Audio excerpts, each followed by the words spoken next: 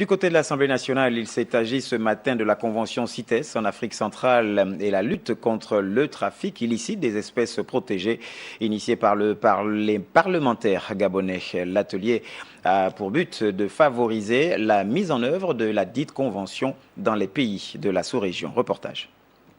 Organisé par le caucus parlementaire gabonais pour la conservation, présidé par l'honorable Angélique Ngoma, à l'intention des parlementaires des pays membres de la CEAC, cet atelier sous-régional axé sur le thème « La mise en œuvre de la Convention CITES en Afrique centrale et la lutte contre les trafics illicites des espèces protégées » vise l'examen de l'application de cette convention dans les différents États respectifs et d'en améliorer ses mécanismes. C'est par la mise en commun de l'ensemble de nos expériences que nous pourrons améliorer tous les mécanismes et instruments de mise en œuvre de la Convention. Les objectifs poursuivis dans le cadre de ces assises correspondent aux missions du pilier Gabon vert du plan stratégique Gabon émergent contenu dans la feuille de route du gouvernement de la République. Je pense que l'objectif de cet atelier, c'est que tous les pays de l'Afrique centrale montent en première division.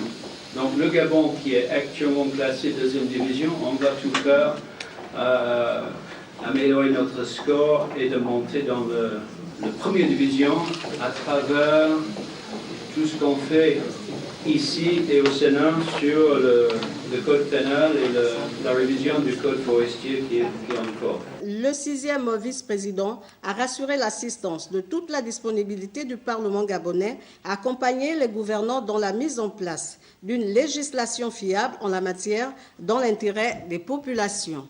Nous devons également avoir en l'esprit qu'il s'agit ici de solutionner les problèmes de développement, d'économie, de santé publique ou de paix dans notre sous-région. Des sujets fortement impliqués dans les thématiques que nous allons aborder ici au Palais Léomba. Rappelons que la Convention CITES protège les espèces sauvages de l'exploitation dommageable et organise un commerce responsable pour les espèces non protégées.